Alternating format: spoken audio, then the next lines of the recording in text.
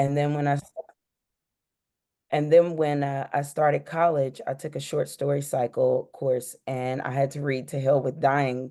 And it's an Alice Walker short story. And it's still today my favorite. And I always marvel at the way that my granny knew me so well, even back then, before I began investing in my dream.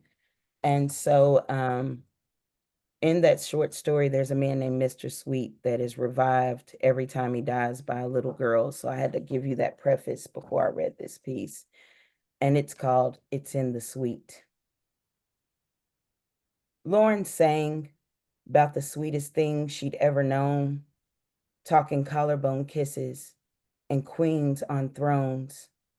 Alice wrote of Mr. Sweet, a man who was revived again and again by the face caress and giggles of a small child.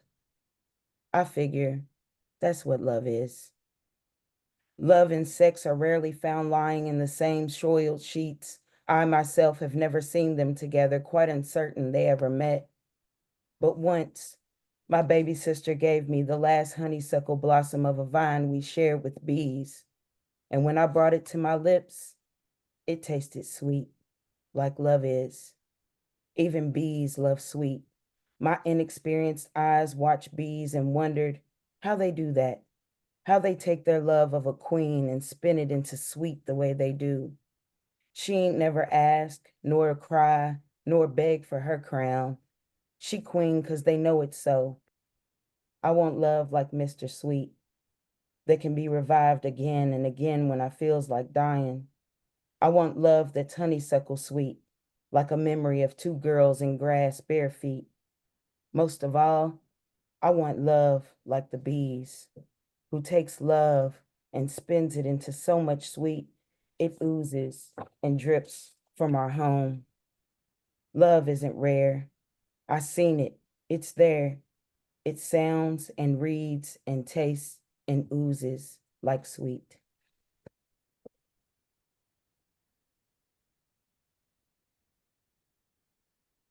So my sister, who is in here today, she helped me last night get everything in alignment, and I've completely taken everything out of order because I didn't know how the ending and the evening would be structured. But we were talking about what pieces I should read, what pieces are better on the page, because some pieces are meant to be read and not spoken aloud. So it was a really difficult task, but I thank her for helping me. And I came across a piece that is a oldie but goodie, and I wrote it in a writing cycle called Writing What Is with Latanya Jones and Tanya Tort, and it's online and through Zoom. And the prompt was commas. Where are the commas? And this piece kind of speaks to the disposition of Black women and where we fall in society. And last night I was talking to my sister and I said, we everything you need and nothing that you want. And it reminded me of a quote by James Baldwin who said, to be Black, to be African American is to be African with no memory and American with no privilege. Um, so this piece is called Commas Are Expensive. And the epigraph reads, for Black single mothers, even the married ones who burnt the cornbread because the baby was crying. I'm sorry, my cat. Can someone lend me a comma? Because commas are expensive, you know, and periods and question marks and ellipses for that matter are luxuries for others, but not me. And I know that you know what I mean. For instance, when was the last time you were able to question anything while running around doing, fixing, solving, saving, slaying, conquering everything that life has thrown your way, like we some sort of super Negro slave, not tied to the laws of human physicality, bending, not breaking, losing sleep, lifting entire households while we jump over societal obstacles and pits of financial instability, and you better not complain, because then you're angry, bitter, broken, hurt, damaged, as if they didn't have a hand in building our whipping post, and smiled while they checked for the sturdiness of it. And it was so sturdy that it still stands today, ready, willing, and able to soak up my blood, our blood that spills on every street corner in every country, on every towing line, as we pull ourselves through the refuse with entire villages on our backs. My God, I could use a comma, a question mark, and ellipses, but none of those exist in our bag of trips. No rest for this weary, no pause, no bell signaling the end of this round, no ducking, dodging, jabbing, no corner man with water or towel to wipe sweat from brow, no cut man to stop the bleeding. And I just keep on swinging and dancing, trying to endure the molestation, because that's what it is, something forcing its way inside my sanctity. And don't get me started on periods that never end anything for me. I thought at least I could end this run on existence, but nah, no way, no how, because every period I put down magically disappears, like even autocorrect is working against me, making sure that I survive. Like when I was 11, I attempted a period because I needed a comma, but wasn't no pause, no break, no moment of peace for me to catch my breath. So I attempted to put a period there, and it didn't stop nothing. And I tried again in my 20s and 30s several times. Like, I'm done. I cannot continue this torturous marathon, running and leaping over hurdles that I ain't seeing nobody else's lane. And I be damned if I ain't still here. And I heard you screaming like silly. I'm poor, I'm black, and I maybe even be ugly, but I'm here. Like that's some sort of accomplishment. And I ain't saying you wrong for feeling like that, because I know you know the truth about who we are and what we done and how we came through. But even they twisted that into some super strong Negro black woman fallacy. Like because we make it look so easy, it's okay to keep doing us like this, while they show up ringside with her and say, I'm so glad, baby, that you ain't that. Like he don't remember I fought beside him with our kids on my back. And I guess I'm just tired, and my attempted periods don't work. And I ain't never been able to question what's happening here, because won't nobody answer me but you, and you got the same questions I do. So we just keep fighting our way through this run on existence, hoping that down the line, that towing line that everybody uses for us to pull them through. I know you know, because you was right there beside me fighting for civil rights and women's rights and voting rights and LGBTQIA plus rights and every other right, while we're being done wrong. Because somebody just please lend me a comma, because fuck, I just want to take a break, a beat, a pause, a minute, just a minute to myself, so I can catch my breath a little, seeing that I can't afford to do that right now because commas are expensive, you know?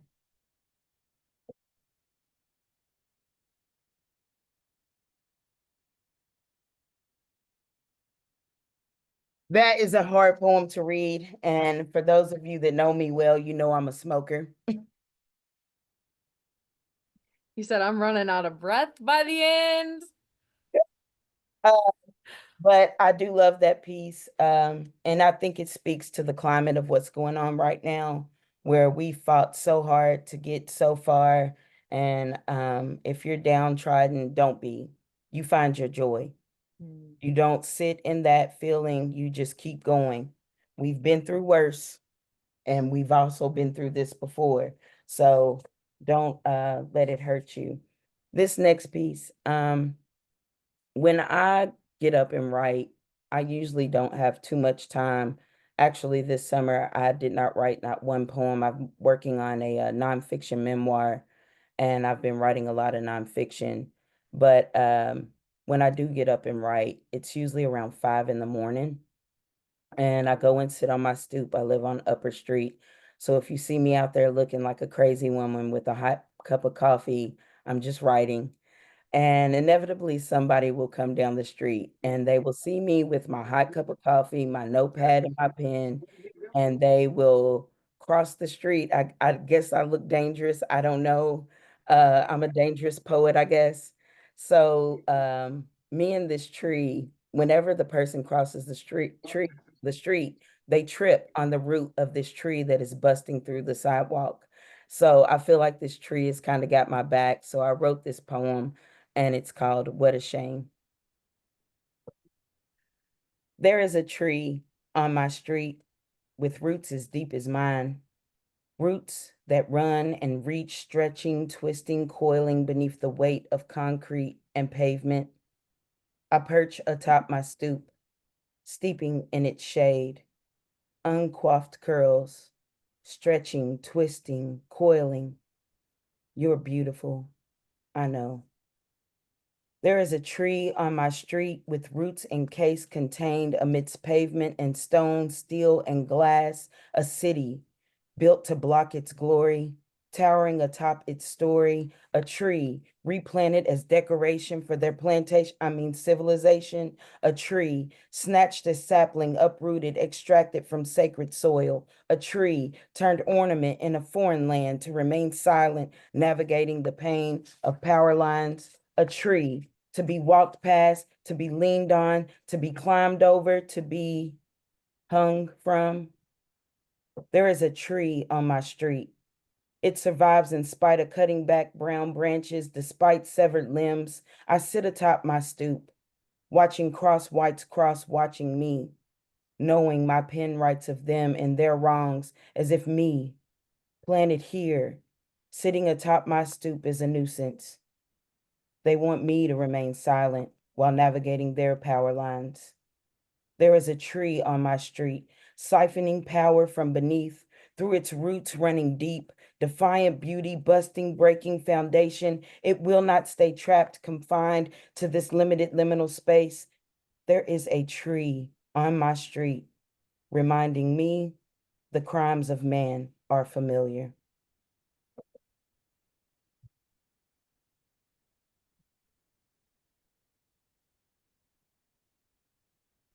Deidre, do you want to read one more and then we do our Q&A section?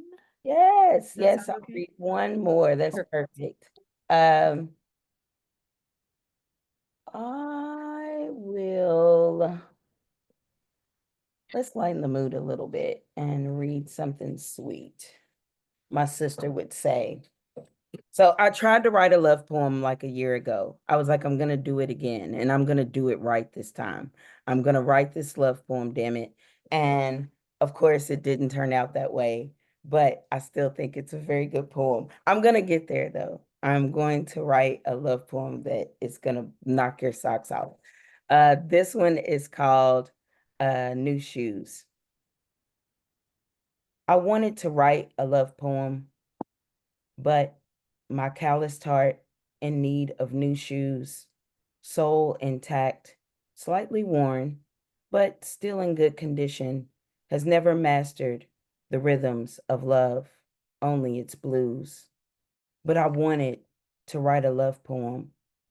So I leaned my cold, raw, uncooked pen next to the fire of a furious flowering flame who showed me the tempo of summering language and how a humid breeze and hurricane are both just hot air until God says.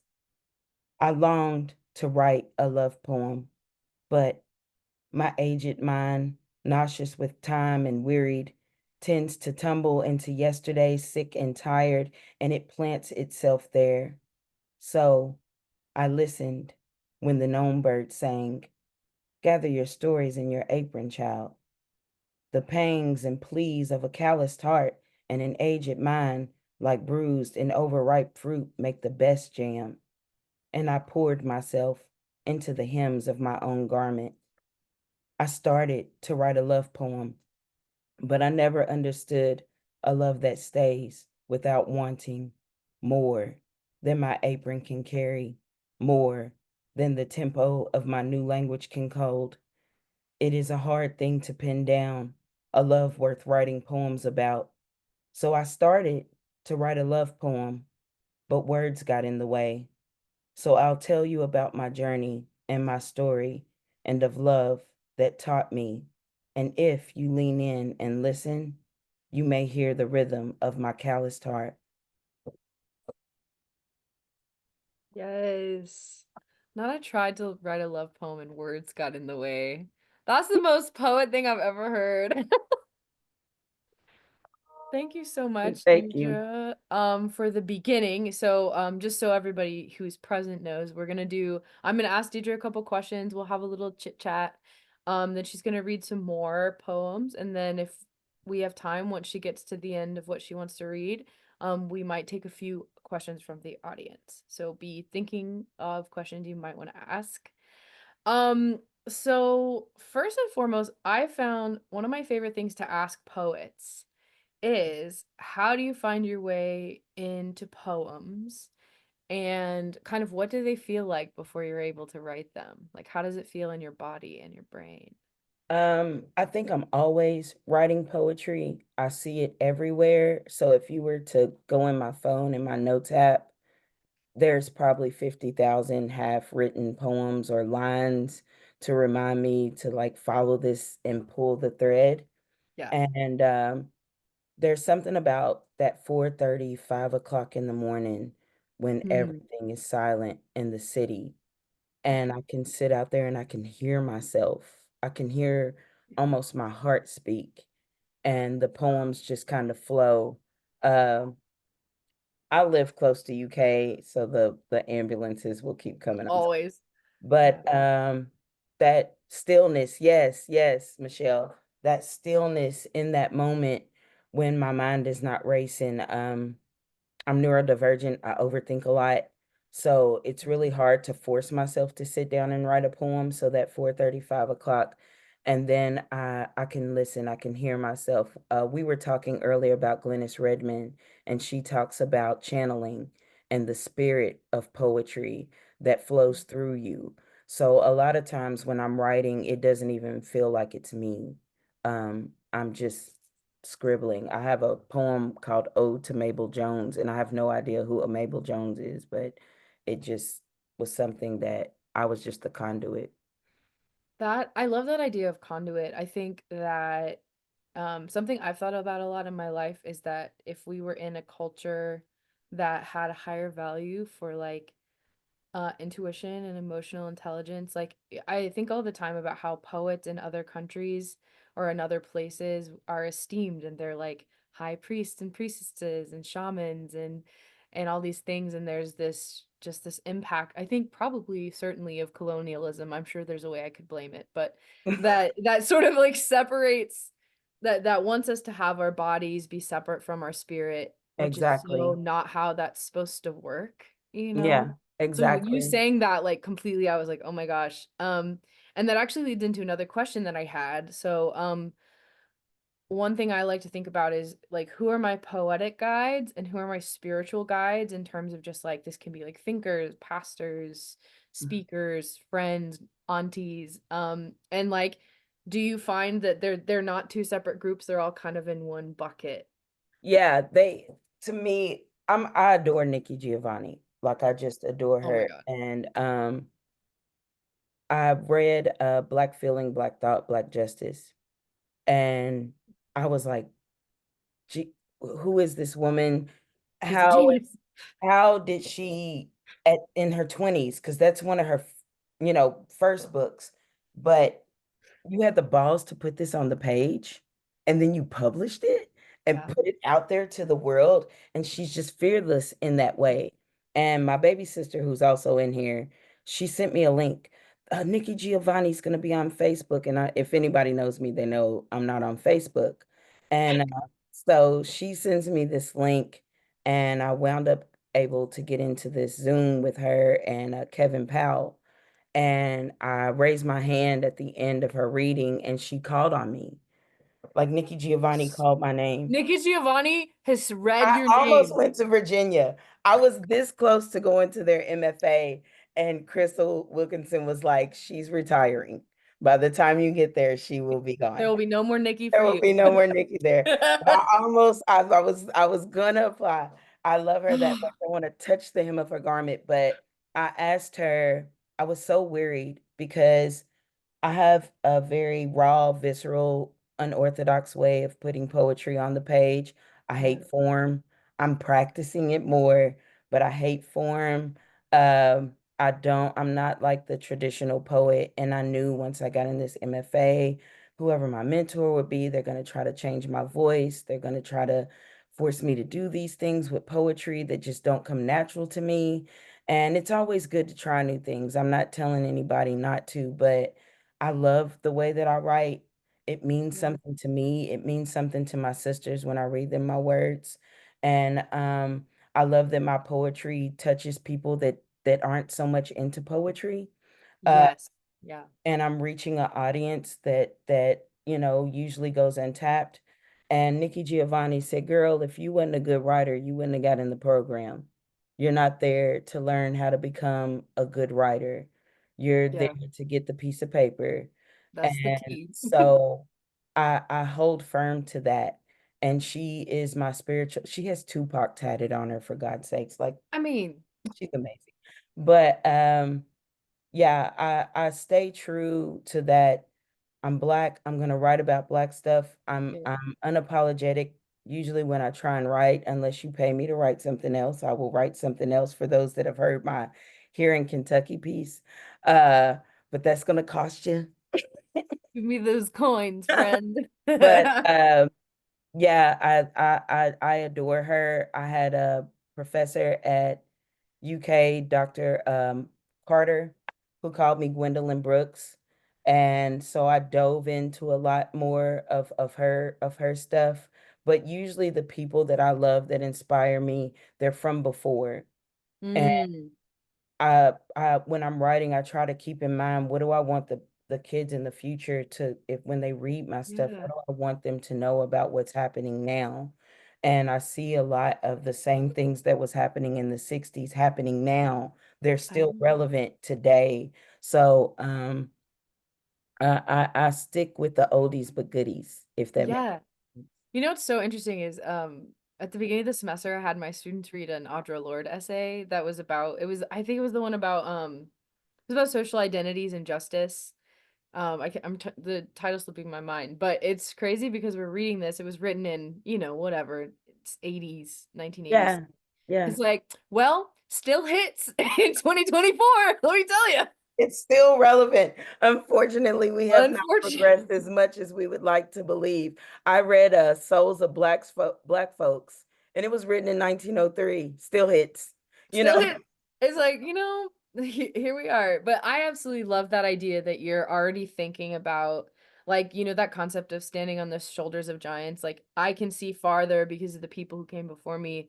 And I love the like tenderness and mindfulness of that. That's something you're already thinking about because you know that people are going to hear your words. Like, oh, I'm sorry, it's making me emotional. But I just think that's really powerful. And I guess my a question I was really curious, it's a little bit of a pivot, but what is a question that you wish people would ask you but they don't? I don't know. That's such a good question. Right? Especially as a neurodivergent person, you have Yes, now my mind hyperfixation is to like yeah. squirrel. Uh, I don't know. I guess I would love people to ask me about me more. I Mhm. think a lot of people have a lot of assumptions from what they hear.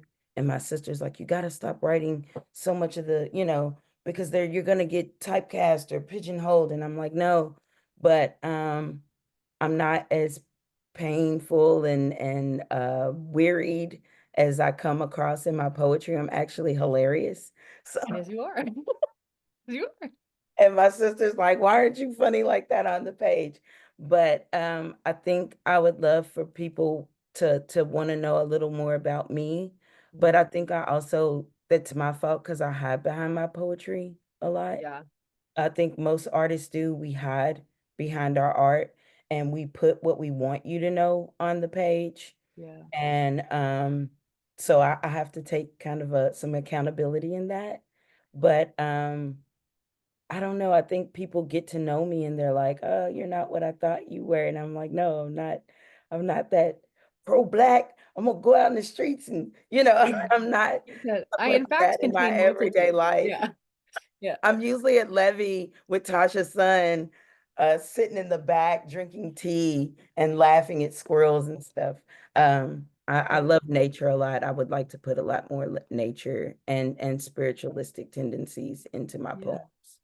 I love that. I think that it's so funny because I had this idea recently where like say that like creative people, all of us live in this like lake, right? Like all of our spirits or ideas are all this lake. And I feel like poets are at like the bottom of the lake, like looking up through. Cause like, okay, like there's literally a word like ekphrastic poetry is like a category. Yes. It's like there's poetry about paintings, there's songs about but it's like who's painting paintings about poets? Nobody, right? Right, There's right. Like, why are y'all leaving us out of the crew? You know, It's like if you're it's gonna be a poet, just be prepared to be poor and yes, destitute, and nobody's gonna read your shit until after you die. You know? 100%. And so there's this element of like, I think it takes a certain amount of confidence to publish your work or send your work out, but then there is also this element of just like it is curated, right? Like you put so much of your own blood into these words, but it's not all of Deidra. Like it can't be. And I think that if you tried to make every poem all of you, they'd be way too long and they wouldn't Yeah, that or they emotional wouldn't core. jail, or they Yeah. wouldn't jail. Yeah, No, so I totally get that. Like, but my best poems are when I'm angry, right? yeah. At least in this The season. rant poems. Oh yeah, or Love even a good like if rant they're poem. short, but like that, like mean, Straight to the point. And but I'm No not an filter. angry person, you know? Yeah, at all. But you're Yeah, not an angry person because you get it out. exactly, You get it exactly, out onto the page. And 100%. yeah, it's the writing that, in my opinion, keeps me sane. My sisters will tell you I'm a completely different person now since I became a writer and since I really started working through my pen. I Amazing. think everybody should. I'm not saying everybody should be poets, but I think when we have those heavy feelings, poetry is the best way to Yeah, just get it out on the page and then burn it if you want. You don't have to 100%. like leave it for other people to read it. Just get it out of your vessel and onto the page. Um, it's cathartic. And I if for those of you that were in my 107 class, hey Ferris, who's one of my star students. Uh, Hello. um, the picture, the diagram that I had has nonfiction and fiction, and there's a line from the heart through characters and settings that lead to the audience. But poetry is like that direct line. It's Yep, straight from me to you, and you don't 100%. have to filter it through a setting or a tone or a person or character. It's this way to immediately grab a hold to your reader and pull them in, and it's to me it's the most, I don't know, it saved me. I will say that poetry has saved me. Wow. Oh, thank you so much for sharing that. I just love I feel like we could chat like, "Oh, there's other people here? Okay." But, I guess one other question I wanted to ask, this kind of a silly question to finish up the Q or the conversation is, what is a question you don't like being asked that you feel like you get asked? uh I don't know. I'm a neurodivergent person, so if the question is deep, I'm gonna answer it. You're like, And "Heck yeah." I don't really get turned off. Nobody's ever like asked me anything that really turns me off, but I can pretty much talk about anything Good. with anybody. You'll catch me outside of uh Qdoba talking to a homeless person. I'll talk to anybody that's willing to listen. I love to pick people's brains, anybody that knows something that I don't know. So I've never been asked a bad question, I don't think. I Good. definitely haven't in this interview. Oh, thank you. No, is you know what? It's not that you haven't been asked a bad question. You're just like an excellent question answerer, I think is probably more accurate. I appreciate Uh, that. well, okay. Well, I'm done yapping. So, if you would like to read, you can read as much as you want. I will say, like, I'll wind it down around 9 o'clock. But if you finish before then, let me know, and then we can ask our audience for some questions. I'll say I'll read for another 10 or so minutes and then I'll let Perfect. some people ask some questions. Hopefully, I got Love some it. girlfriends in here from far away, Yay. and maybe they want to talk to me about something. Um, I will read Black Sun. Okay, I'm gonna read Black Sun, and this was kind of inspired by Dream Variations by Langston Hughes. And if anybody's ever read the book Black Like Me, um, it's a little bit of that in there. But I was watching this lecture because as a neurodivergent, I will watch a lecture on YouTube for 2 hours, like I don't have other stuff to do. And they were saying that the core of the sun encapsulates all colors, Well, in my mind, I was like, oh my God, it's black. Because anything that encapsulate all colors is black. So this is titled Black Sun. Did you know the sun is black? What you see is its light, light it emits, light giving birth to form, color, worlds, light that finds you in darkness and shows you the way. Like once I was lost, but I became enlightened by light that feeds the trees, light that shouts, you can no longer hide here, light that illuminates lies, uncovers truth. Did you know the sun is black? What you see up in that sky is the rays, rays that shine, rays that give warmth in a land that's cold, rays that reflect brilliance and grandeur in its glow, rays that uplift a somber mood, rays that remind us in moments of morning's dew, its beauty is consistent. Did you know the sun is black? What you see is its power, power that transforms to flame, power that holds galaxies together, power that burns and scorches those not careful, those not welcome, those outside its purpose. Did you know the sun is black? Brilliant, luminous, audacious, clairvoyant, kindred, black like me. So, check the time. So this next piece, won the broadside poetry contest this year. Uh, and like I said before, I just be thinking about slavery. And then I tried to stop myself, like, girl, stop doing that.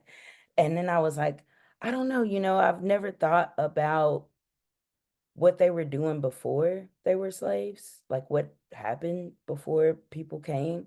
And I think we think of these people that were snatched and sold into this system over here as primitive, and we don't look at them like we see ourselves. And I wrote this piece to like remind people to just imagine if somebody came in here and snatched me right now and took me away from here. I think they had lives. I think they had families. I think they had stuff they wanted to do tomorrow. I think they had soccer practice. So this piece is called When They Came. Were we floating on palm wine when they came? Were we intertwined, grooving in twilight? Were our frequencies aligned? Blanketed in sand and sweat and saltwater divine when they came? Were we nestled by fire?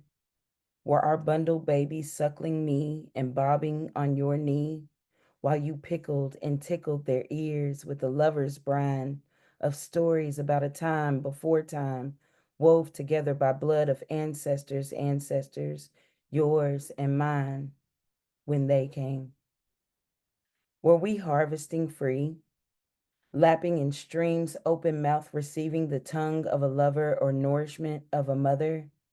Earth and burgeoning stars more familial than when they came. Were we caught in a fight of bad omens and dreams, premonitions plucked and preened like collards, refusing to imbibe the pot liquor, shaking heads and mud-stuck ankles trapped in disbelief of darkness come in white when they came? Were we held fast, undulating in the keel, open palms searching in that darkness for heaven's touch of one another, splayed on dried cedar that splintered us? No longer did the rhythm of your pulse drum with mine when they came.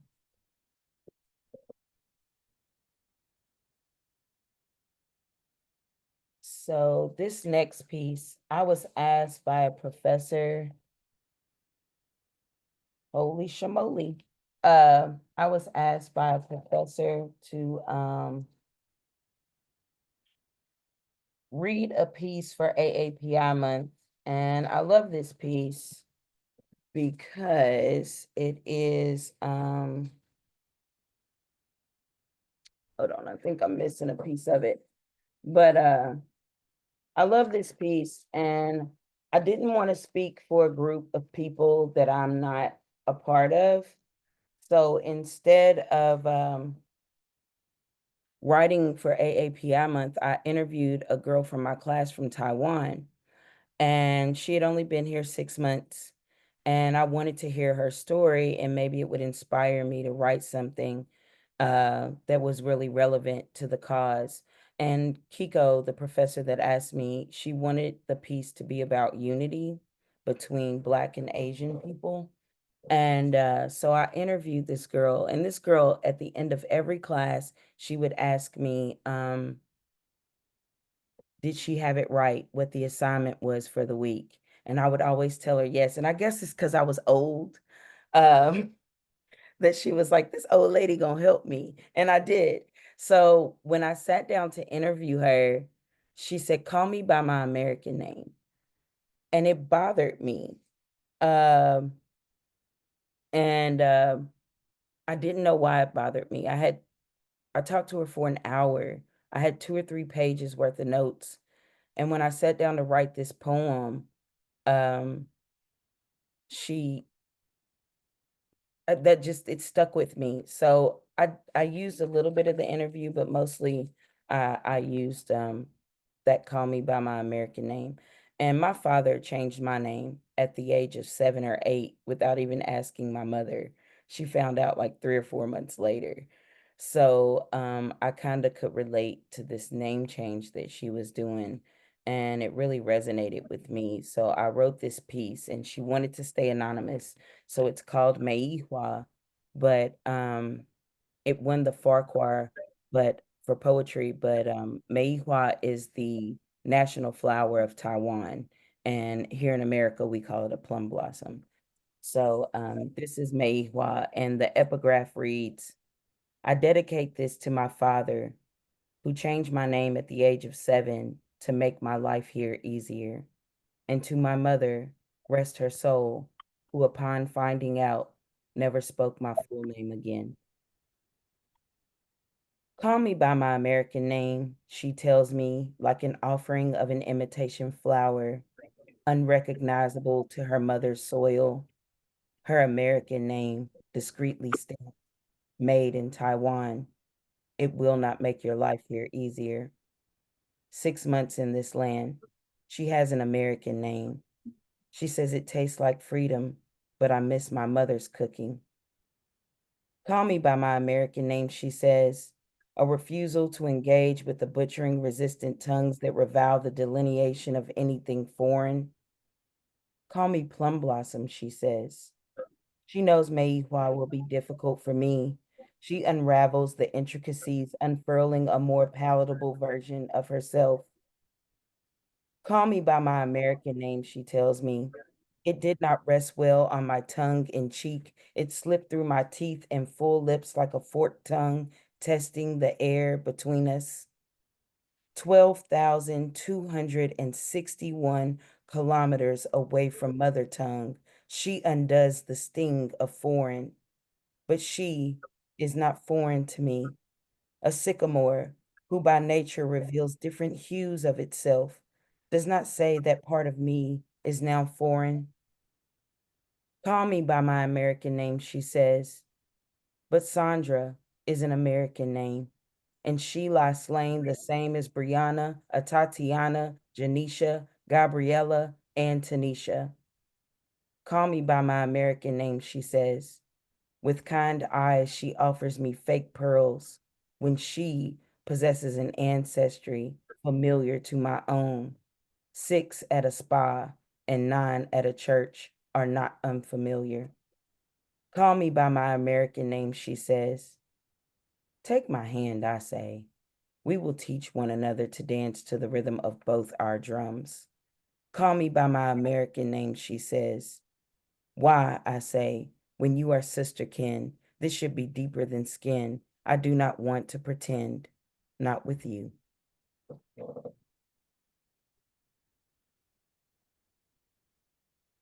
Oh, that was wonderful. Thank you guys. Thank you so So, much. no, thank you guys. I really, truly appreciate this. Okay, so I'm gonna ask, let's see. So we've got a couple questions. I say we have time for maybe like two or three questions. So we're gonna try. The first question I actually have is from Nita Jade. They would like to know, how often do you incorporate specific historic events and people into your poetry? I do it a lot and it just happens haphazardly. I just kind of trip into it and then I just leave it there. And if you catch it, you catch it. Usually it's more of a reference than specifically naming. Um, and then if people catch it, I love it. I put a lot of little quirks like that in my poetry, and a lot of times I people love my Here in Kentucky piece. Um it's got three references to Stevie Nicks in it, and nobody's ever caught it. So I'm always sliding little things in there. And if you've read Black Like Me, then you know what it is that I'm talking about. So I do it often, but it just comes natural. I had a father that really, really infused me and my sisters with Black history and Black culture. So it's just kind of second nature. Yeah, so it's like Easter eggs kind of in a lot of ways. My sister says incorporate more humor. Shut up, Ingle. Let me be professional. I love that. So that is more of that's a request more than a question, right? But she did also ask, what future projects are you working on?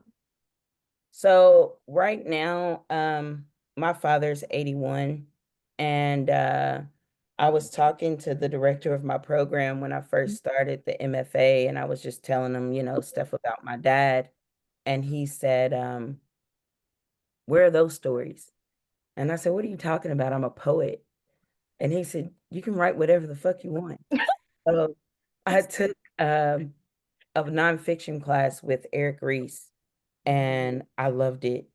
And I wrote the first maybe 25 or 30 pages of Duck, and it won the nonfiction award.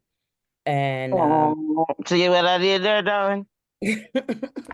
and so I kept working on it, and right now I'm actually in a semester long workshop, and I'm still refining and crafting it. I've workshopped a bit of it at the Indiana University of Bloomington for their conference, and um, Takira Madden loved it, and so I'm still really trying to pound out this nonfiction memoir, which is why I haven't written any poetry this summer, and it's killing me. My notes app is gonna explode soon if I don't get some poetry on the page.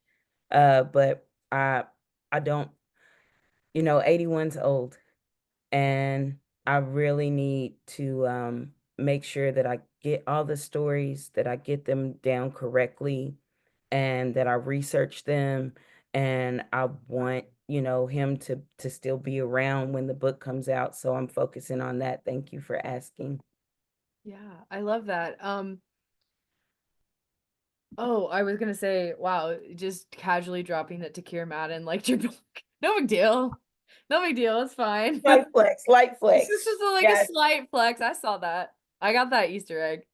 Okay, so Manny said, or let's see. Oh, actually we have more time. So let's say, what's your favorite poem from Tracy? Oh, my favorite one.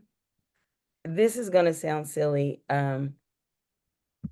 I would love to say my Here in Kentucky piece because it got me so much notoriety. I read it 6 commencements for thousands of people at Rupp Arena, and it landed me a commercial. So if any of you watch the UK games, my commercial runs at halftime, and I wrote it, and my voice is on it, advertising for the University of Kentucky. But it's actually still just in the suite. Hmm. It was the first time that I realized I can do this, and it speaks to so many things that mean something to me. We had honeysuckles, in our neighborhood, and it always harkens back to this time when things were better. And so even though it's not the most technical, Even though it's really clumsy on the page, I refuse to change it. I workshop it. People don't like it, and they are constantly trying to edit my line breaks, and I still haven't changed it, and I don't think I ever will. I think I'm just I gonna keep it. refuse. And I'm putting it in the book, and I'm putting it in the book. You know what? Because it's your So book when, and you can do yeah, whatever you so want. when you see it and you're like, this line break should be here, just leave it alone. Don't worry about it. But it's in the suite. Thank you, Tracy, for asking me that. That's a great question. Let's see. So Manny said, one, thank you, two squirrel brains here too. So he definitely identifies. And then do you ever rest? I do now. When I got hospitalized with encephalitis of the brain, they thought I had a virus, but it was like a major virus, but it was just a stomach bug. And Mm, where I had no immune system, it had ravaged um, my body and was going to kill me. And I slept the first night in the hospital, and the next day I was perfectly fine. So I understand the power of sleep yeah, now. So I make sure that I get my 8 hours. It's hard. I am swamped. I I have a lot of hands and a lot of pots right now. I'm starting an imprint here soon with Hydra Publishing, hopefully. So that'll be another thing that I have to juggle. I feel like I need a personal assistant, but I do make sure I get my rest. And for yeah. those of you that think that you can push your body to those extreme limits, you cannot. It will kill you. Something as simple as a stomach bug will kill you. Take care of your body. And I do that a lot more now. I started a garden and I eat out of my garden. Me and my dad started a garden. Um, and I'm really health conscious now because of that. I love that. That's beautiful. My partner was telling me recently, she read somewhere that women actually need more average sleep per night than men because of all the stuff that's going on in our bodies and the cycles and the ways that they're different. Um, and I think that it's not to say that men need rest too, guys, but I think it was just like this moment of there's so many systems in place that were made without so many people in mind, like Right. neurodivergent people, women, black women, disabled people, queer people, and I think it's just like um, that's why it is radical to rest and carve out Yes. space. I And just went to Omega in upstate New York for a radical rest retreat. ugh, I Yeah. love it. I Yeah. love it. It's anti-capitalist, which is what makes it radical, but I think it also is just like human, you know? Yeah, it Um, is. There's so many things that heal itself at night, and you're not aware of that unless you've studied Eastern medicine. Every hour that you are asleep, there's a different part of your body that is healing itself from the damage you did to it the day before. 100%. And so when you get up in the middle of the night, you're stopping something from healing. So make sure you get your rest. Shonda Rhimes did a really great episode on Grey's Anatomy where she delineated how the Black woman's body has evolved to not give any symptoms when it's having a heart attack. And just over us pushing ourselves, probably from slavery. Thank you, colonials. But we don't get the pain in the arm. We don't get the nausea all the time. You can literally just be walking and drop dead of a heart attack and would have not have had a symptom because our bodies have programmed themselves to push past it and Right. keep going. So yes, please make sure you get your rest and take your health and stuff seriously. We need all of you all around to keep Mhm. writing. And I tell my students that if you could go back 100, 200 years and read your great, great, great, great, great, great grandmother's journal, how amazing would that be? Yeah. Every person on this screen, every person walking this planet, there's not another you anywhere Yeah. in the world, and there never will be another you. You are that special. You are that specific of a person that 8.2 billion people, I'll never find another you. And your story is important. Your story is important because it is so singular. Yes, we have these shared emotions and things that we go through, but there's not another you. So take care of yourself and write your story down. I'm fighting like hell to get my dad's story now. We're losing these stories as these people pass on, and it's important. So everybody in here, I don't care if you just came to hear me read poetry, start writing it down, you know. Oh, well, now you making me cry right before the end. Well, I give everyone permission. You may take yourselves off mute. Let's give her a raucous round of applause. Deidra White, You everybody. killed it, D. You killed it, Thank D. you Thank you so much. guys. That's Thank You Yes. everybody for did. coming. That's in fireworks. Yes, Yes, That's that fireworks. in shit was fireworks. awesome, D. Awesome. So That Yes, great. was amazing. Thank you, Yes. Wonderful. Thank Tawana. you, Deidre. Thank you, Yes. everybody. Call me later, Thank you for D. sharing. Yes. Yes. Ferris, you Can't wait better for the let me know next when one. that chapbook drops.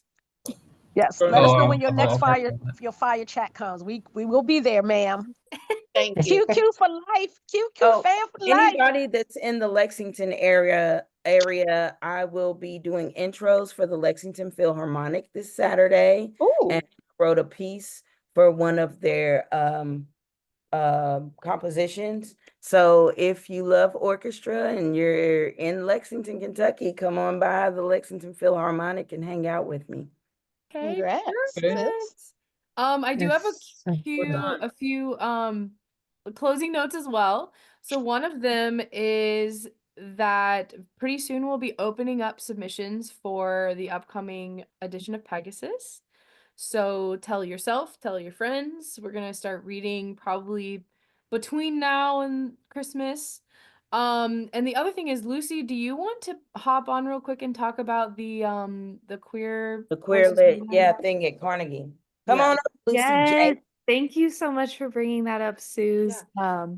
So over at the Carnegie Center this week, we got we host a drag queen story time. We've been doing it for a while, and just this week it got kind of went viral, in a bad way, and got shared to a lot of right-wing religious groups, just hateful kind of accounts. And people have been kind of threatening to come to the Carnegie Center and protest some of the work we're doing. And we already had a queer literary hoedown planned for December 10th. We also do that every year. It's nothing new. So I've just been spreading the word. We're trying to really pack this event out and fight this hatred and bigotry with a lot of love and support for our poets. We will, I just to give everyone's a heads up, we will probably have some additional security. So if you see security guards there, etc., it's just to keep everybody safe. But the poets that will be presenting, Silas House is hosting. We have Samar Jade reading, Tina Andre, Mariama Lockington, Willie Carver, and Hannah Drake. It's going to be an amazing It's night. gonna be a time, and I'm I'm gonna telling be you, y'all there. haven't read uh gay poems for red states. Get So your good. life. Get your Yeah. life. So So good. we need as Willie many Carver is people. amazing. Yeah, we need as many people there as we can get. So it's Tuesday, December 10th at 7. Poetry reading, dancing, cash bar, all the things. Wear your cowboy boots. And I hope to see you all there. Thank you. Manny, did you have something you wanted to talk about? I did. Everybody who's still in the room, I can't see your pretty faces because all I can see is Deidre, this pretty face. And we've got Yearling. I'm the managing editor for Yearling. It's a magazine which comes out in December every year. We got a magazine coming out, rolling out this December with everybody who signed up to be in this issue. Suze is in it. I'm in Great it. piece. Great piece. And we need submissions. We take them all year round. I've got 3 editors now, me, Andy Cook, and Chelsea Kreitzman. So 3 people Yearling get your work magazine. now. It's not just me anymore. Manny And Grimaldi. Manny Grimaldi. But the address, I'm going to put it in the group chat. Go to this address. It's a submittable address. Go there and drop your submission with a third person bio, please. Third person. Don't put it as like, I am a poet from Kentucky. Don't do that stuff to me, please, because I'll write you back and say, don't do that. Give me your best work and follow the guidelines on the website and just give me your best work. That's all I ask. Thank you, everybody. Y'all are the best. I'm going to stop recording now, and I'm gonna